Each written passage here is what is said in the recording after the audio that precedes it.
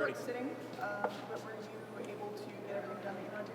Yeah, I think as we found our way through the election and into the first sitting, things were pretty evident what the goals of the Saskatchewan Party government were. One was to deliver on the platform that we were elected on, which is largely based on affordability across the spectrum, affordability for everyone that lives in Saskatchewan.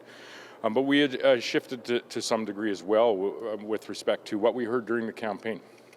And you saw that shift in our speech from the throne with a renewed focus, very specifically in healthcare, on providing the opportunity for everyone in the province to have access to a primary health care provider, a timely surgery with a target of 450,000 surgeries, and the expansion of the very successful urgent care centre that is operating here in Regina to Saskatoon, another one in Regina, two in Saskatoon, Prince Albert, Moose Jaw, and North Battleford.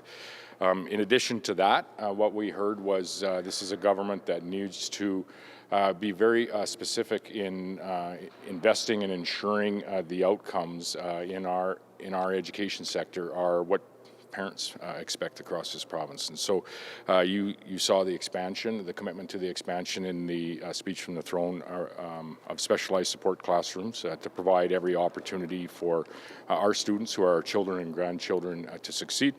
And a continued effort to really focus on making the communities where we live safe through providing supports, recovery-based supports, 500 beds and access to those recovery-based beds, but also 500 police officers of all sorts, municipal, RCMP, as well as the introduction of our Saskatchewan Marshal Service to support the other two aforementioned enforcement arms, but altogether to provide for safer communities for Saskatchewan families. So people voted in the last election for the platform that we had put forward, but they also voted for change.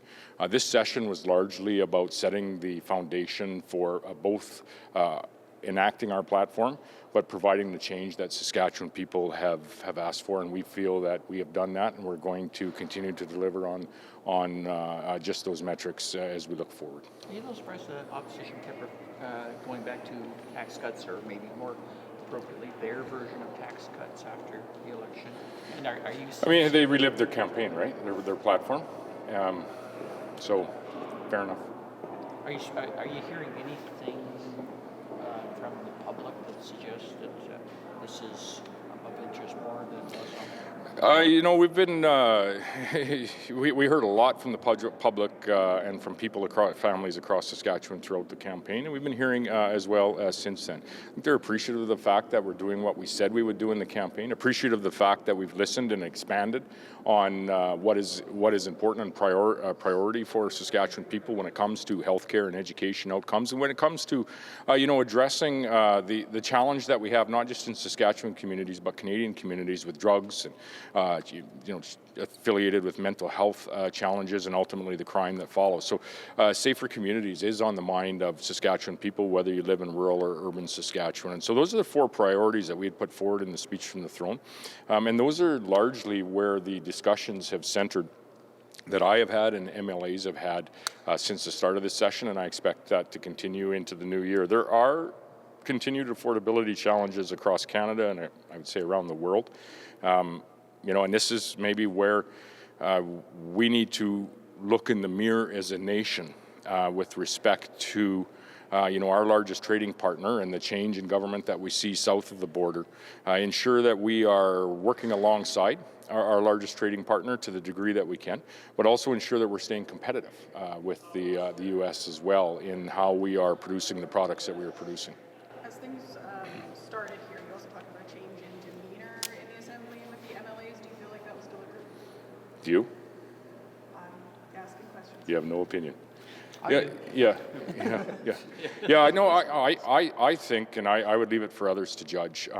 What we had discussed as a caucus going into this session is people of Saskatchewan have certain expectations of their government.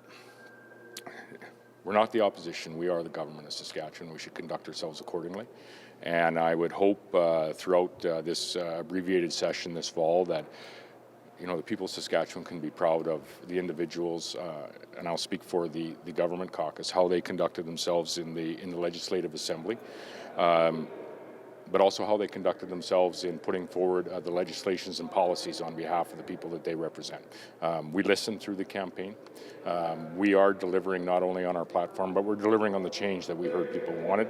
And part of that change is how the government and the opposition, I would say, conduct themselves as we do the business on their behalf.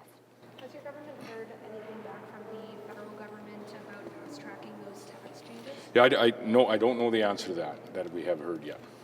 Can you expand on the reasons for your trip to Toronto? Because initially, when asked about it, it was tied into travel to the U.S., but there was obviously another element to this fundraising function that you attended. Why did you go? What was the purpose? So there's no $800 hotel rooms. There's, I think there's $446. It's a Marriott Bonvoy, a Marriott hotel, a 3-star hotel. There's an issue with math. Essentially, that I'll come back to in a moment, that the NDP and maybe some in current company need to recognize and report on, factually. When I was in Toronto, there was a Canada-U.S. summit on. There was an award being presented to Saskatchewan on I believe it was the Canadian Coalition of Concerned Manufacturers, of which I attended with another provincial premier, accepted that award. There was a number of networking events. I attended the Canada-U.S. summit alongside, I believe it was the governor of Alaska, Mike Dunleavy, if I remember correctly, building those relationships that are important for Canada, and I would say very important given where we are today in our conversation with an incoming Trump administration south of the border, and I'd say important to the degree that was recognized by the Prime Minister yesterday in his comments in Halifax. We do need to work together and alongside the federal government, whoever that might be, to represent Saskatchewan and Canadian interests, and the whole continental food and energy and manufacturing security that I talk about each and every time I'm in the presence of our Canada-U.S. counterparts or have the opportunity to build on that relationship. On the time there, I think it was 3 nights. We're off to the Council of Federation this Monday as well, and so I'm going to be actually taking the red eye from Victoria, because I'm going to get out Sunday to a former colleague of mine, late colleague John Horgan's funeral. So we'll be taking the red eye and landing in the morning in Toronto for Council of Federation meetings, and then be flying home again on Monday evening. And so I actually won't stay an evening in Toronto. However, I'm going to have a hotel room when I land so that I can have a shower and change into a suit for the meetings. And so again, I just want to clarify that there's times when we will take late flights into meetings that we're attending on behalf of Saskatchewan residents. We're very prudent with the investment that we make when we participate in these missions and these engagement missions. But we also feel equally and very strongly that they're incredibly important on behalf of how we create wealth in our province. This is a province, again, that in the last 17 years has increased our export value from $17 billion to $50 billion, and that hasn't come without an external international face. So there's nothing about this gala in the travel documents. We didn't hear anything about this award from your office. Right. Your office trying to hide that this happened? No, not at all. I mean, when we attend Council of Federation meetings each and every year, we meet with a number of different organized, I guess you'd call them networking events, receptions, whatever they might be. We don't put them all in the travel report. We meet with virtually every Council of Federation. Most of the premiers will have a breakfast or a networking reception with their nurse representatives, the unions, essentially, the provincial unions and the Canadian representatives. I don't know that we always put that in our disclosure as well, but what Saskatchewan people can rest assured on is we're transparent with the costs, and we're frugal and prudent with the investment that we make. But it's also important to make that investment to build those relationships, and again, I say is identified as valuable as recently as yesterday by the Prime Minister. What is it valuable? It obviously wasn't a partisan event. I don't see any political parties involved, but there's an argument that it was a political event. Which one? The gala itself, in terms of what's being said. I've had. Oh, the manufacturing gala? Yeah, I haven't had a chance to review all the. Oh, okay. But all the stuff that we've seen so far, they seem, well, not partisan. there's certainly a political sense to it. How do you make the decision as to, well, you know, this is a good time to spend on a trip as opposed to? I guess the decision to go was to attend the Canada-U.S. Forum alongside, U.S. governors, talk to, I'd talk to Mark Carney, previous premiers, current premiers that were in Toronto as well. The award that we agreed to accept on behalf of Saskatchewan at this particular event, we chose to accept as well.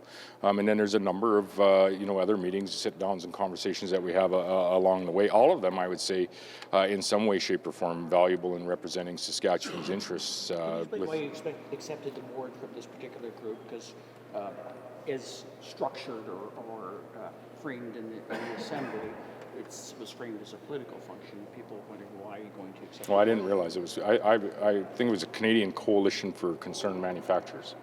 So I don't know if it was framed. And you didn't think that it was overly partisan from your perspective? Well, I think when we attended, there was definitely some thoughts in the room and some there was a political undertone to most of the people that were in the room, but I don't think it was the organization essentially that was that would be pushing that in any way. And I think you're seeing that political tone actually in large agreement across the nation today. So you accepted the word good faith in terms of this from an organization that you see in good standing? Yeah, and alongside another provincial premier. Did you get any donations out of this? Oh, I don't know. No, you weren't soliciting donations? No. No. We weren't out soliciting donations. We were out engaging on the people of Saskatchewan's behalf, and we do this often, not just in the U.S. or Washington or Toronto. We do it often, and we're likely going to do a significant amount of it. Actually, we're doing it now by Zoom and by video teleconference with our U.S. counterparts. We're always doing it globally, but we're in particular focusing in on our U.S. counterparts right now, and we'll likely do some active in-person engagement sometime throughout the new year. Can you just clarify what this award was for? I don't remember. I'd have to go back and look. Yeah. What they said in the magazine, like you're saying it's not political, but it said you were given the award for your fight against the federal government and your fight against insidious gender identity and critical race policies in schools. Is that what it said on the award? I'm not sure. That's what it said in the magazine describing it. Okay, I'd have to check what the award was. I just don't remember off the top of my head. Would you be comfortable with that? That's an odd description. That's news to me. I haven't. But you accepted the award. Pardon me? But you did accept the award. Yeah, but that wasn't done. That was not. Yeah, I'd have to check what the award was. Yeah. I think it was something to do with leadership or something like that in the space of economic development, and I think there's a significant concern. And I mentioned this in previous comments with respect to the competitiveness that we have in Canada relative not only to our American counterparts who are our ally but also a competitor, but to others around the world. And we need to be I would say very careful as we engage with our largest trading partner, the U.S., but also with trading partners around the world in the policies that are creating costs not only to industries in Saskatchewan and Canada, but for families in Saskatchewan and Canada. And we need to ensure that in the policy development and that we make here as a provincial government, but also I would suggest as a federal government, we need to keep in mind and at the forefront our ability to preserve our energy, food, and manufacturing security, not just for Canada, but for North America. That is how we ensure the future for our children and our grandchildren. Now, these are all themes that you tout quite often, so why not make an announcement? These are all themes that you tout quite often, so why not make an announcement? Why not make it public that you, the province, were given this award for your leadership in that space? We were out there. I don't actually go out and make a bunch of announcements when we accept awards. They're usually reported on by various media outlets. I'm not sure what you're asking me to do. It seems odd that you were given this award, went to this gala, were given this award for your work in this space, but I don't think I hid it. Anything about it? Yeah, I don't think I hid the fact that we were surprised there. no one mentioned it. Who Usually gets mentioned. Oh, Yeah. sorry. Apologies. Just why did you go to this gala in the first place? I'm still To receive the award. So you got an award that you weren't familiar with, but an award that. Well, an award that I don't you recall. didn't understand what it How was long for, ago what was it this? was How long about. ago was this? 6 months ago or 5? When You were there, man. Yeah, I don't know. Like, there's been a lot go on since then, including a provincial election. So I can't remember the date, and I can't remember the reasoning behind the award. We do accept awards quite often. There's a previous trip to Toronto where we accepted an award from the Canada-India Business Council, and we were nominated. I can't quite remember exactly what the title of that award was, but it was something to do with advancing Canada-India relations, trade relations. And so we do, accept awards from time to time from different organizations, and I don't recall all the time exactly what each of those awards is for 6 months later. So Or 4 months later, whenever it is. would you feel comfortable accepting an award like? I'd have that just- to, that's the first I've heard of that, so I really can't comment. But if someone said we're going to give you I an don't award for believe that, that's what the award was. If someone reported on it after, that's your interpretation, and sometimes in That was fairness. the group's magazine. Oh, okay. That described that as the Okay, award thing. well, they have their own magazine. Okay. What So do then you would think you- about, what do you think when you hear that? Like, I mean, now you know what the award was for, now you know. No, I don't know that is what was communicated to us. I'll have to check what the award was for. Yeah, it was not that.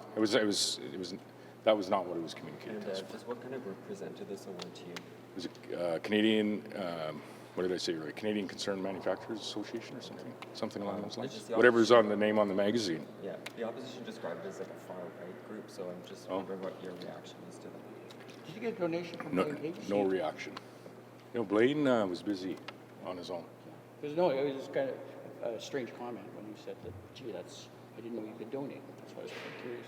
Who- But pardon Blaine me? Higgs, he made the one thing they demonstrated is that during the speech, he suggested that, hey, that's a pretty good law we have in Saskatchewan. yeah. Where anybody could donate. He donated. Yeah, people with an interest, yeah. Did you know if he donated to you? No, I don't. Yeah, I didn't ask him to. The feds have added another 300 assault-style weapons to their list of 1,500. Are you okay with that? Or are you concerned? No, again, the entire effort by the federal government to essentially confiscate guns from legal owning firearms owners in Saskatchewan and across Canada, we've said that is the wrong policy to be pursuing.